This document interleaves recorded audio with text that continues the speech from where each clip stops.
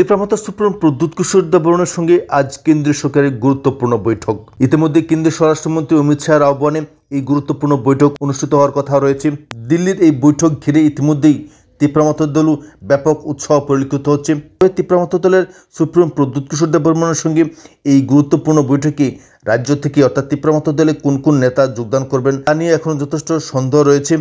কেউ কেউ বলছেন জগদীশ দেববর্মা যেতে পারেন, অনেকেই বলছেন যে টাইগার নেতা রঞ্জিত দেববর্মা গুরুত্বপূর্ণ এই বৈঠকে অংশ নিতে পারেন।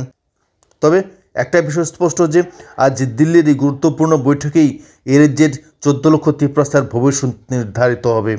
2023 বিধানসভা নির্বাচন চলাকালীন সময়ে কেন্দ্রের সঙ্গে যে ত্রিপাক্ষিক চুক্তি সম্পাদিত হয়েছিল, সেই ত্রিপাক্ষিক চুক্তি নিয়ে ইতিমধ্যেই কমিটি গঠনের জন্য এই গুরুত্বপূর্ণ বৈঠক অনুষ্ঠিত হয়েছে। একে মিশ্রের তত্ত্বাবধানে এই গুরুত্বপূর্ণ বৈঠক অনুষ্ঠিত হবে।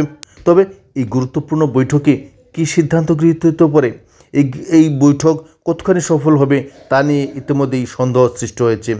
কারণ সামনে এডিসি ভিলেজ নির্বাচন, এই এডিসি ভিলেজ নির্বাচনকে টার্গেট করেই কেন্দ্রীয় স্বরাষ্ট্রমন্ত্রী তথা দলের হাই প্রোফাইল নেতা অমিত শাহের তত্ত্বাবধানে এই বৈঠক অনুষ্ঠিত হবে এবং এই বৈঠকের ফলাফল যে নিটফল 0 হবে তা ইতিমধ্যেই সারা রাজ্যে ছড়িয়ে পড়েছে। কারণ প্রদ্যুৎ কিশোর দেববর্মন রাজনীতিগত দিক থেকে যতই কৌশলের আশ্রয় নিন না কেন, যতই কলাকৌশল করুন না কেন, দিল্লিতে ওনার সমস্ত ধরনের কলাকৌশল যে বারবার ব্যর্থ হচ্ছে সেটা প্রমাণিত হয়ে যাচ্ছে।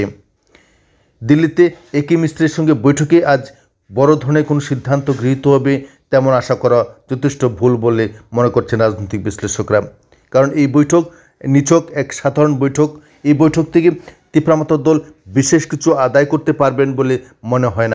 তবে তীব্রমাত্রা দলের নেতা কর্মীরা ইতিমধ্যেই আশা ব্যক্ত করেছেন যে দিল্লির এই গুরুত্বপূর্ণ বৈঠকে প্রদ্যুৎ কিশোর দেববর্মন 100% সফল হবেন।